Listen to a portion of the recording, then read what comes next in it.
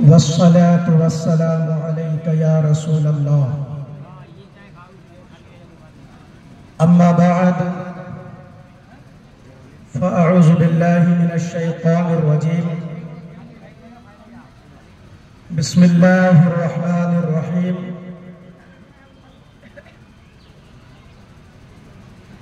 إن هذا لهو البلاء المبين وفديناه بذبح عظيم. آمنت بالله صدق الله العظيم وبلغنا رسوله النبي الأمين الكريم ونحن على ذلك لمن الشاهدين والشاكرين والحمد لله رب العالمين.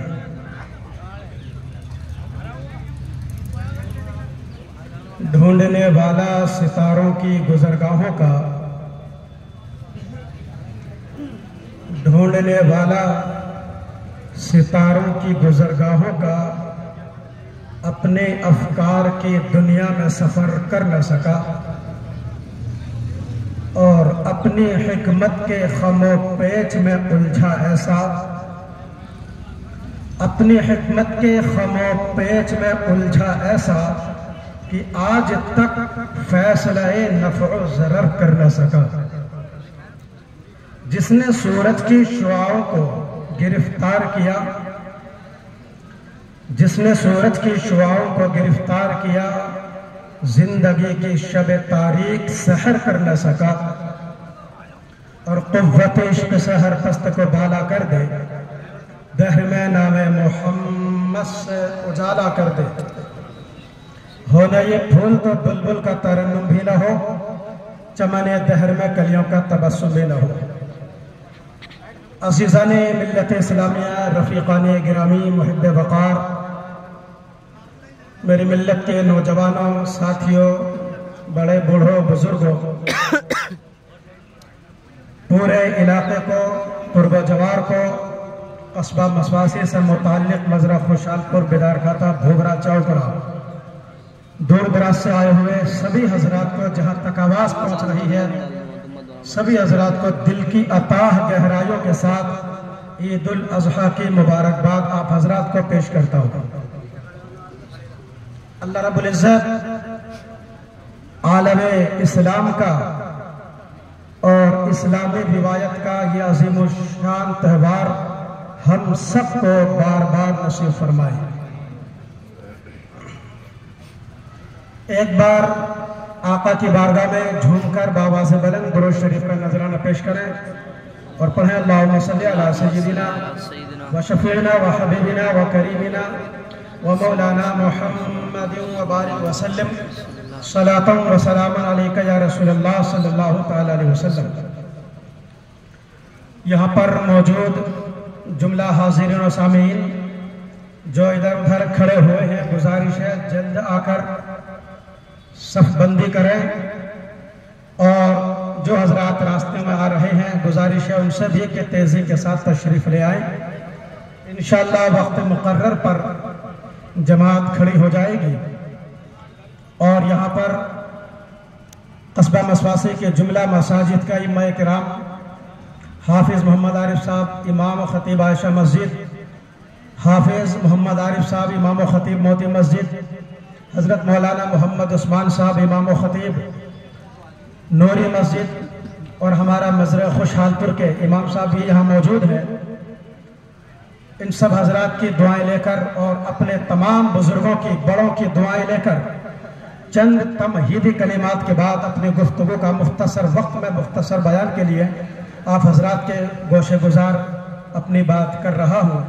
قرآن عظیم کے حوالے سے، اسلامی روایت کے حوالے سے یہ تہوار عظیم الشان عید الاضحیٰ، قربانی کی عید، جسے پورے عالم اسلام میں بہت ہی ذوق اور شوق کے ساتھ اور مکمل تذک و احتشام کے ساتھ منایا جاتا ہے. سنت ابراہیمی کو زندہ کرنا، اس پر عمل پیرا ہونا، یہ ہم سب کا ملی فریضہ ہے. اور انشاءاللہ صبح قیامت تک تا قیام قیامت اس سنت ابراہیمی کو زندہ و تابندہ کرتے رہیں گے۔ قرآن عظیم میں اللہ تعالیٰ نے فرمایا اپنے محبوب کو اِنَّا أَعْطَيْنَاكَ الْكَوْثَرَ فَصَلِّ لِرَبِّكَ وَانْحَرْ، کہ محبوب ہم نے آپ کو خیر کثیر عطا فرمایا، لہٰذا آپ اپنے رب کی رضا کے لیے نماز پڑھیں اور قربانی کریں۔ قربانی جو کرتے ہیں انسان کی نیک نیت، خلوص، محبت، رضا الہی، رضا رسول، سنت ابراہیمی کو زندہ کرنے کا نام ہے۔ فرمایا قرآن میں لَن يَنَالَ اللَّهَ لُحُومُهَا وَلَا دِمَاؤُهَا وَلَكِنْ يَنَالُهُ التَّقْوَى مِنْكُمْ، اللہ نے فرمایا کہ جن جانوروں کی آپ اللہ کی رضا کے لیے قربانیاں کرتے ہیں، ان کا گوشت اور خون یہ اللہ کی بارگاہ میں نہیں پہنچتا ہے۔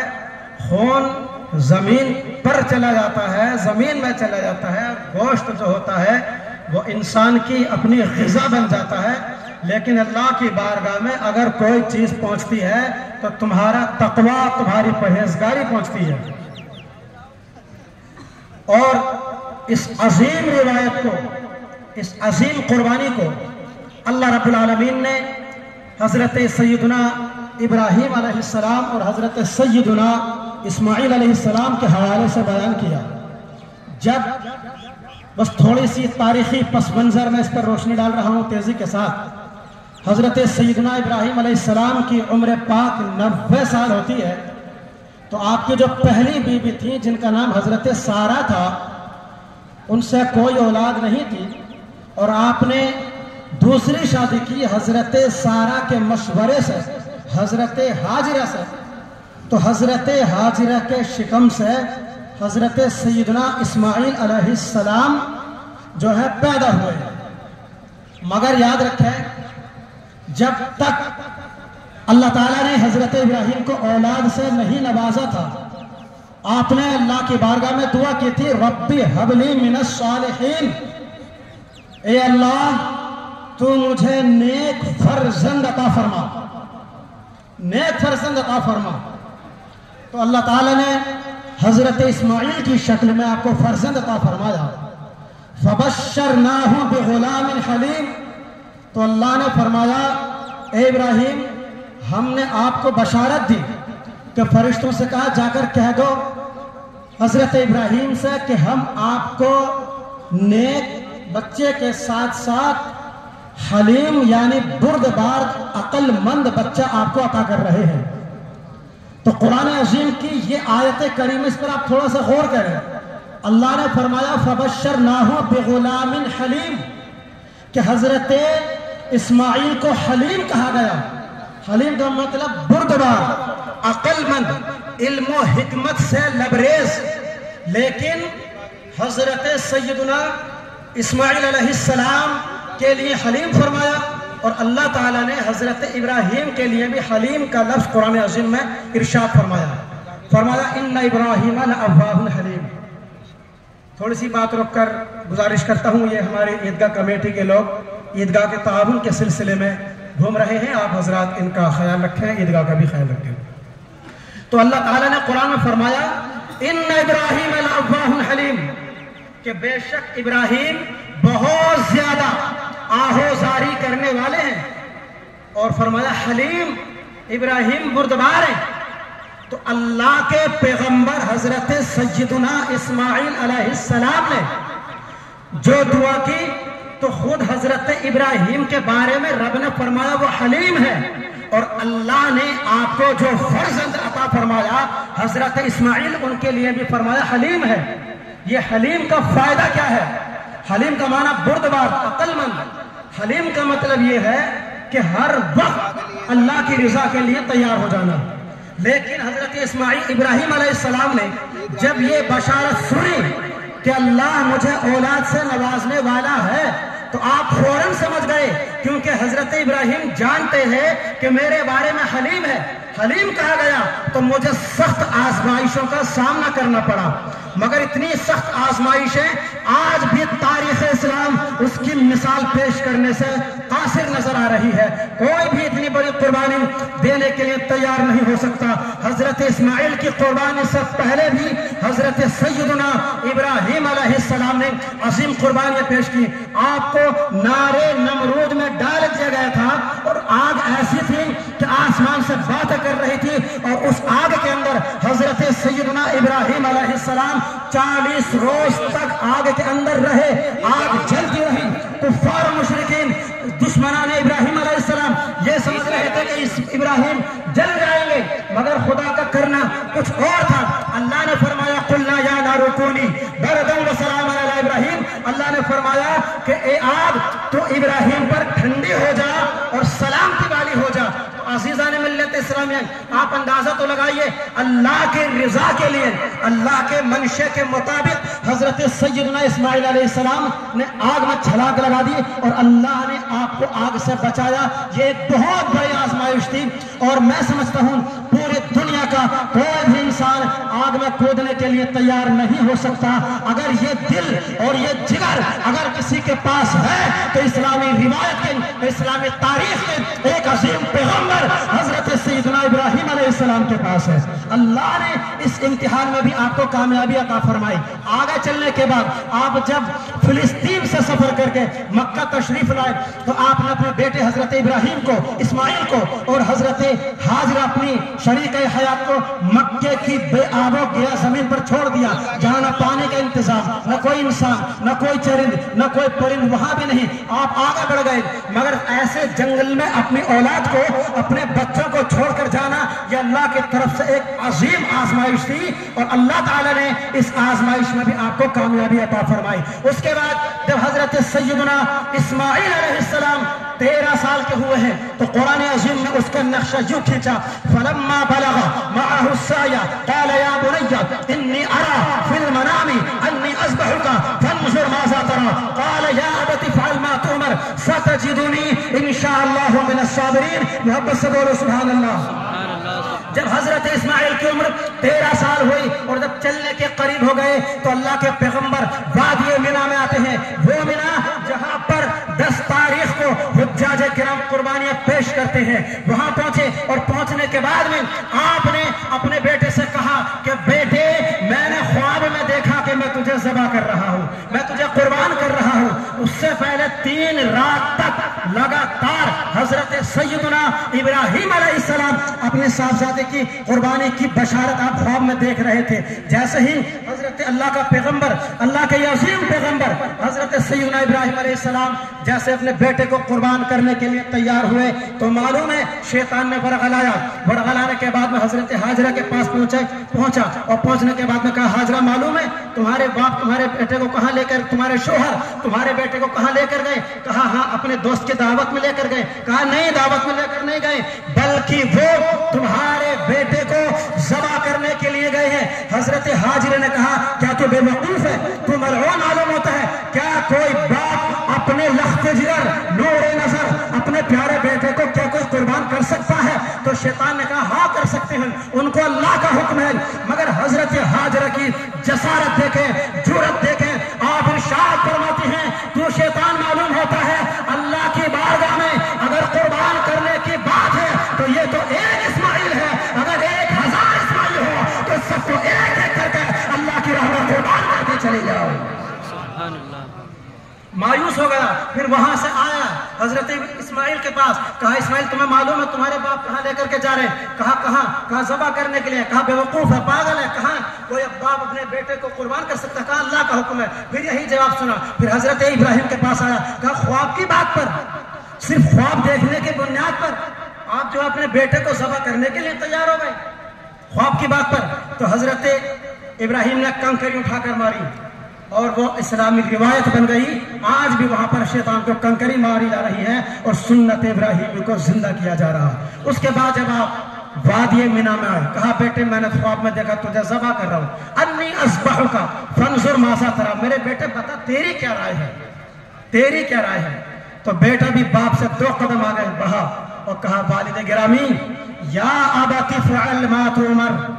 अल्लाह ने फरमाया, कुरान में उनकी बोली को नकल किया है, फरमाया, या अबती फ़अल मा तुमर, ए मेरे वालिद बुजुर्गवार, कुर्बानी क्या चीज होती है? कुर्बानी क्या, बल्कि अल्लाह ने जिस चीज का आपको हुक्म दिया है वो सब कर गुजरिए, और आप मेरी चिंता ना कीजिए, मेरी फिक्र ना कीजिए। सतजिदुनी इंशाअल्लाहु मिनस साबिरीन, अल्लाह ने चाहा तो आप मुझे सब्र करने वाला पाएंगे। उसके बाद अल्लाह ने फरमाया, फलम्मा अस्लमा वतल्लहु लिलजबीन, बस आखिरी जुमले सुन लें। फलम्मा अस्लमा, जब दोनों ने अपना सरे तस्लीम खम कर दिया। असलमा का मतलब यह हुआ जब दोनों राजी हो गए, बाप राजी हो गया कुर्बानी करने के लिए, बेटा राजी हो गया कुर्बान होने के लिए। फलम्मा असलमा वतल्लहु लिलजबीन, और हजरत इब्राहिम ने हजरत इस्माइल को पेशानी के बल लिटा दिया, पेशानी के बल लिटा दिया। हजरत इस्माइल कहते हैं, वालिद बुजुर्गवार, आंखों पर पट्टी बांध लो, कहीं ऐसा न हो शफकत पिदरी जोश मारने लगे और आप कुर्बानी से रुक जाएं। कहा, छुरी तेज कर लो ताकि मेरा गला जल्दी से ज़बह हो जाए, आप तड़पती हुई लाश को देख ना सको। फरमाया, वतल्लहु लिलजबीन, उस वक्त आसमान के सारे फरिश्ते आसमान पर झांक कर देख रहे थे, जमीन रो रही थी, आसमान आंसू बहा रहा था। अल्लाह के फरिश्ते आसमान से झांक कर देख रहे थे कि परवरदिगार आलम, ये ऐसा मंजर आज हमारी निगाहों ने पहली मर्तबा देखा है कि एक बाप अपने बेटे को कुर्बान करने के लिए तैयार हो गया। अल्लाह ने फरमाया, वनादैनाहु अय्या इब्राहिम कद सद्दक़्त रुया, कि इब्राहिम तुमने ख्वाब को सच करके दिखा दिया, तुमने ख्वाब को सच करके दिखा दिया। अब जब कुर्बानी कर रहे थे अपने बेटे की, छुरी चलने का नाम नहीं ले रही, एक बार ना चली, दूसरी बार ना चली, तीसरी बार ना चली, आपने वही छुरी पत्थर पर फेंक कर मारी तो पत्थर के 2 टुकड़े हो गए, पत्थर के 2 टुकड़े हो गए। उसके बाद में हजरत इब्राहिम कहते हैं कि छुरी, तूने पत्थर को, इतनी सख्त चीज को तूने 2 टुकड़े कर दिए और इस्माइल के नाजुक गले पर तू चल ना सकी, तो छुरी कहती है ज़बान हाल से, ए अल्लाह के पैगंबर, मैं कहां से चलूं, कहां से ज़बा करूं? अगर इब्राहिम एक मर्तबा मुझसे कहता है कि ज़बा कर दे अपने बेटे को, तो अल्लाह रब्बुल आलमीन, रब्बे ज़ुल जलाल वल इकराम मुझसे 100 मर्तबा कहता है कि छुरी मेरे इस्माइल पर चलने के लिए तैयार मत होना। कुरान अज़ीम में फरमाया, इन्न हाज़ा लहुवल बलाउल मुबीन, ये बहुत बड़ी आजमाइश थी, मगर देखे तो सही, जब छुरी गले पर चलने वाली थी, चल रही थी, उस वक्त अल्लाह ताला ने हजरत जिब्रील को हुक्म दिया, ए बंदे सिदरा पर बैठने का वक्त नहीं है, जाइए जन्नत जाइए, जन्नत से दुम्बा लीजिए, मेरे इस्माइल की जगह उसको रख दीजिए। हजरत इब्राहिम अलैहिस्सलाम के लिए दुम्बा आ गया जन्नत से, और हजरत इब्राहिम ने जब